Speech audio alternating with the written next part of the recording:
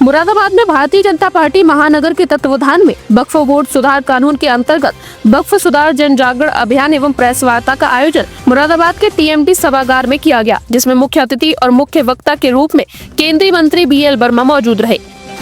Press वार्ता में media से मुखातिब होते हुए उन्होंने क्या कुछ बताया, आइए हम आपको इस खबर के जरिए सुनवाते हैं। जन जागरण अभियान के तहत कार्यक्रम अभी संपन्न हुआ है, जिसमें बड़ी संख्या में हमारे मुस्लिम भाई और मुस्लिम बहनें भी इस कार्यक्रम में उपस्थित रहे हैं। और ये वक्फ सुधार जन जागरण अभियान पूरे प्रदेश में चल रहा है, देश में चल रहा है। हम सब जानते हैं वक्फ संशोधन बिल अभी कुछ ही दिनों पहले लोकसभा में और राज्यसभा में एक लंबी चर्चा करने के बाद पास हुआ है।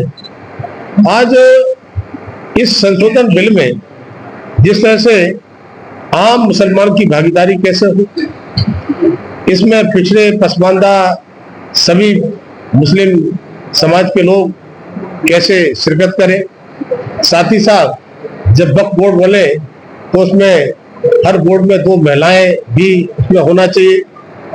और साथ ही साथ चूंकि वक्फ के नाम पर जिस तरह से लोगों ने तुष्टीकरण की राजनीति की, जिस तरह से कुछ माफिया टाइप के लोग होते हैं वक्फ की संपत्तियों पर अवैध रूप से कब्जा जमाए बैठे थे, तब न जाने कितनी इस प्रकार की सरकारी संपत्ति जिनको वक्फ में बता दी गई, न जाने किसानों की और आम लोगों की संपत्तियों को भी वक्फ की संपत्ति बनाने का काम हुआ।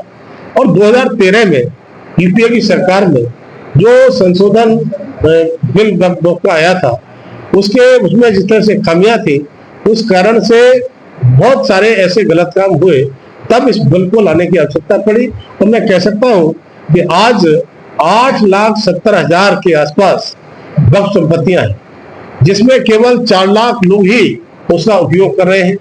तब मैं कह सकता हूं कि एक संपत्ति पर 2 लोगों का कब्जा बना रहना, और साथ ही साथ ऐसी मैं कहूँगा संपत्तियां देश में तीसरे नंबर की बड़ी मालिकाना ये वक्फ की संपत्तियां हैं।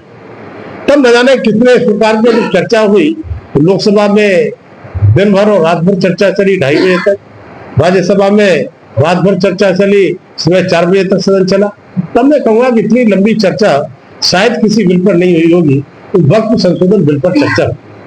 आदरणीय प्रधानमंत्री मोदी के नेतृत्व में ये वक्फ का उद्देश्य जिस तरह से है, उसकी सही पूर्ति कैसे हो, इसमें वो सारे प्रोविजन किए गए हैं। इसमें पारदर्शिता लाने का पूरा काम किया गया है। इसमें डिजिटल तरीके से, पारदर्शी तरीके से सब इस चीज को देख सके, और बोर्ड जब बने तो बोर्ड में सबकी भागीदारी सुनिश्चित भी हो।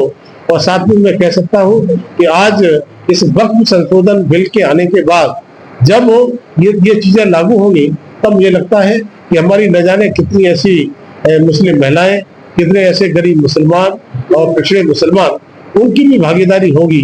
तो आज मैं इस जन जागरण अभियान जो चल रहा है वक्फ का, उस विषय में कार्यक्रम किया है। और मुझे लगता है कि यहाँ पर बड़े हमारे सूफी और बड़े अच्छे समाज के हमारे बड़े मुस्लिम समाज के नेता भी थे, तो उन लोगों ने भी आसूस किया है कि मोदी जी अच्छा काम कर रहे हैं, अच्छे काम में हमारा साथ है और साथ दे।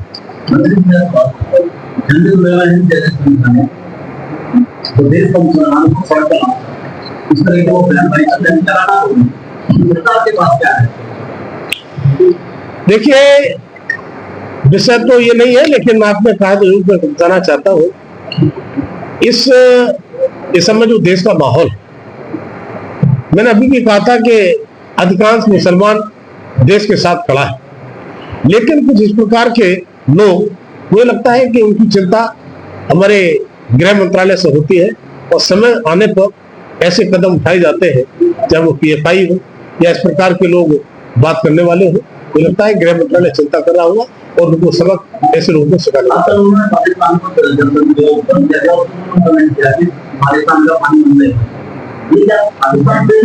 देखिए, भारत में रह करके उनको यहीं पर जन्म लिया है, यहीं पर दफनाए जाएंगे, तो मुझे भारत की बात करना चाहिए, और देश में रह करके देश की बात नहीं कहेंगे और पाकिस्तान की बात कहेंगे, मुझे लगता है कि उनको देश में रहने का हक नहीं है। और इस तरह की बात कहने वाले लोगों के लिए देश की जनता देखती है, और समय आने पर हमारी भारत सरकार में जो गृह मंत्रालय है और एसओसी गृह मंत्री जी ऐसे लोगों को ठीक करने का काम करें। सरकार कांग्रेस के अध्यक्ष हैं, उनपे तो बड़ा जाना है, करना पहला प्रधानमंत्री जी को दो दिन पहले भूल गया था, ये देखिए, पहलगाम की घटना दुखद है और इससे पूरा देश दुखी हुआ है। और मुझे लगता है कि वो आतंकवादी जिन्होंने कायरतापूर्ण अंजाम दिया है, ये भूल गए कि पहले पुलवामा की घटना भी हुई थी, पहले उरी की घटना भी हुई थी। तब दुश्मन के घर में घुसकर हमारे देश की बहादुर सेना ने उन्हें सबक सिखाने का काम किया था। और आज आदरणीय प्रधानमंत्री मोदी जी ने, मुझे लगता है कि बड़े साफ शब्दों में कह दिया है कि चाहे वो आतंकवादी हो या आतंकवादियों को शेल्टर देने वाले लोग हो, वो बचने वाले नहीं है। मुझे लगता है कि देश को प्रतीक्षा करना चाहिए। और प्रधानमंत्री मोदी जी ने अभी तो डिप्लोमेटिक स्ट्राइक की है, इसमें से ही पाकिस्तान तिरमिला गया है।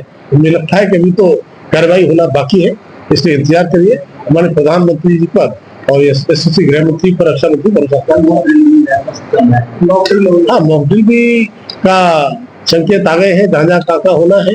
मुझे लगता है कि पूरी तैयारी के साथ, और आदरणीय प्रधानमंत्री जी उन्हें देश की चिंता भी है, 140 करोड़ लोगों की चिंता भी है, और साथ में देश का विकास जिस तरह से हो रहा है, रफ्तार के साथ उसकी चिंता है।